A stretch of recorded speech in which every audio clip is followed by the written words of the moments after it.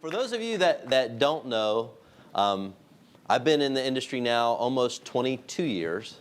And the way that I learned it is from being an associate in the field along the way. So when I'm going to talk to you today and teach, it's going to come from many years of experience as a very successful associate, which enabled me to make the transition into corporate. Is that fair enough to everybody? Yep. So it's important for you to understand that I'm not just an owner that had money from another business and then turned around and said, I want to own a network marketing company. So it really comes from a lot of trial and error through 22 years. So when I speak, it comes from a lot of successful experience, and it was that experience that helped put the Diamond Rush Guide together. Fair enough? Okay. A couple things I'll tell you. I am big on accountability. Okay. So forget Bob CEO for a second, kinda. This is going to be Bob, the trainer CEO, if you understand what I'm saying, right? Fair enough? I'm very direct, very straightforward. Is that fair? A lot of posture. Show you what's going on in the room, because I really do believe that if you have not broken through yet, there's really one reason why, is because you're not following the principles of the Diamond Rush Guide. So the whole point of today is to get you oriented right, to show you the steps that you need to do, because learning really comes down to two things. Number one is the knowledge. You have to have the knowledge. And number two is the application of the knowledge, right? Is there anything else left besides that? It's all it is. So it's what to do, and then just go do it. There's really no more than that. Next, please. All right. So if you haven't broken through, or even if you have broken through, from 0 to Diamond, and for those of you that don't know, Diamond is this. Next slide, please. $2,500 a week, team commissions, or $100,000 a year. Fair enough? Yes. All right. Everybody understand that? That's what the rank at Diamond is. And everybody knows that the company, we cannot promise you any income claims. People always ask me all the time, well, Bob, how much money can I make? And my answer back to you is, well, how many sales can your team generate? That's really the answer. We have people in the company that make a lot of money. We have people that make no money. We have a lot of people that make no money. But you have to understand something. One thing that I love, absolutely love about this industry is this. The comp plan, the products, the support, the branding, everything is exactly the same for everybody. Am I not right? It doesn't say, I don't like this person, so I'm going to pay you less. Or, oh, product doesn't like you, so I'm not going to work for you. But it works for somebody else. Does that make sense? So it's an absolute level playing field, which I love. Because it really separates the pretenders from the contenders. It does, right? Yeah. The reason why men and Julie are where they are is, number one, they listened. They didn't listen at first. But they listened at first, and then they outworked everybody. Same with Rob, same with all the other top leaders. That's all they did. But they listened, right? So all that it comes down to. So I would encourage each and every one of you to listen with an open heart and an open mind today. Feel free to take notes, okay? If you don't understand something towards the end, I'll be more than happy to take some questions from people. Feel free to ask. I will certainly tell you this. In the industry, when I got started, the person that introduced me really knew nothing about network marketing. As a matter of fact, the very first meeting that I went to, I was still a policeman. That's when I got started. And I was late working a call. And I went to the meeting in uniform, right? So... So the guy giving the meeting, he's really funny. He's still a friend to this day. His name is Harry Boudreaux. He's from Louisiana. He's like Cajun like Jeff. Yeah, he's a Boudreaux. And he was up on stage with his whiteboard and his grease pen marker, right? He had on the cheesiest tie. I mean, well, before I say that, let me make sure nobody else has one on it. It was a money tie with just dollar bills on it. So here I come walking into the meeting really fast because I wanted to hurry up and sit down before it got started. And I literally could see the blood rushing out of his face.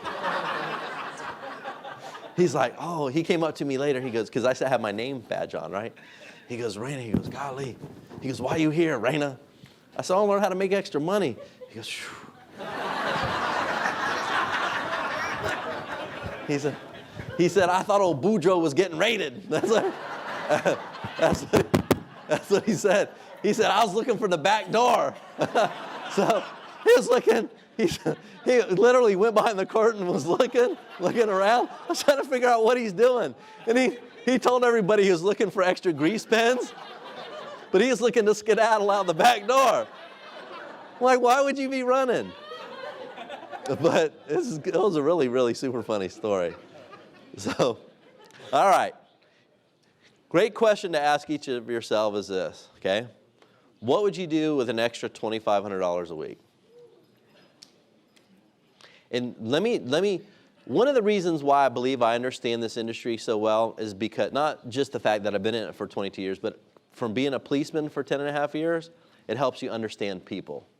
If you understand people, you understand business. If you don't understand people, you don't get business, right? Fair enough? Is that logical? Okay. People, we are not taught, show me, think about this, because we have a lot of very bright people in this room. Show me one place in school that you ever taught about dreams. Think about that for a second. Someone said preschool. I don't know what preschool you went to. The preschool I went to, they gave me a towel to lay on and told me to shut up. I mean, that was about it. Good old Southern education, right? No, I'm just teasing you. We used to hold hands. I lived in North Carolina in preschool. We used to hold hands and sing Who's Afraid of the Big Bad Wolf as we were skipping through the woods. I mean, those are my fond memories of preschool. Okay? But think about this for a second. So would it be safe to say that most people have A, never dreamed, or B, maybe dreamed at one point and then got beat down? Right? Now, why do people get beat down? I mean, look at the news. I mean, half the world, economic crisis, wars, people fighting, unemployment rate at all-time high. I want to know, when is somebody going to come out with Good News TV? I mean, think about that. There's enough great news going on in the world, for sure. There's enough great news going on in this room to make a lot of people excited. You have to understand people when you talk to people about the business. And what I mean by that is this. Even without recruiting, because some of you get scared to recruit, you get nervous. Your hands start sweating, right? Your feet start sweating. Your voice starts to crack. Is this. Ask people the dream question. And I ask it people all the time. Just ask them. You don't have to know them. Just say, listen, I'm just taking a survey, or I was just wondering, somebody asked me this question and I just wanted to know what your answer is. It's very non-invasive, non-confrontational. Just ask them this. If you had all the money you could ever want and all the free time to enjoy it, how would your life be different? It's a powerful question, isn't it? Because one day I was writing, I'm like, what are people's motivations for doing the business, right? So I promise you, 99 out of 100 people, or even better yet, 100 out of 100 people, when you ask them that question, you're going to catch them off guard. They're going to say, ooh. Let me think about this for a second. And the reason why is because nobody's ever thought like that. And think about this. Do you think that people who are financially free think differently than those who are not? Oh, yeah, much differently. Right? I don't relate to broke people. And it's not because I don't like them as human beings. I love them because I know I can change their life. But it's their thinking which is wrong. The person's not broken, just the thinking is broken, right? So the best thing you can do for poor people, honestly, is not become one of them. Wow. Too many people, you try to get into the saving business. See what I'm saying? And I'll talk about here in a little bit the person that you're looking for, or the people, the type of people you're looking for, which can make your business go. But with the dream question, if you had all the money in the world and all the free time to enjoy it, how would your life be different, right? And then they're going to stop, I'll promise you. Here's what will happen. The eyes will start looking up. They'll start looking for the cameras. My uncanny camera? Ask them, would you live in the same house? Most people, nope. Would you drive the same car? Nope. Would you take more vacations? Okay. Raise your hand if you live in a different house than you live in now. Watch, keep your hands up. Everybody keep your hands up. Would you drive a different car? Keep your hands up. I drive a Benz. Raise your right hand, the other right. No, I'm teasing you. Would you take more vacations? Look at the hands. Would you pay off credit card bills? Keep your hand. Don't put your hands down. All of you that are looking guilty, keep your hand up.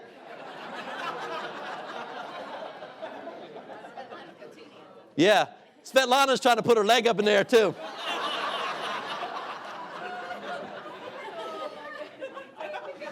Come on, both hands, Svetlana. My little Russian cupcake. Come on, stick them up. Would you give more to charity? Or would you be able to keep your hands up? Would you be able? This reminded me of my police days. Nobody move. No. Okay. Oh.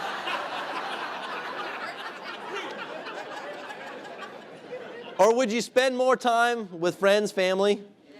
Okay, look around the room. Just take a quick look.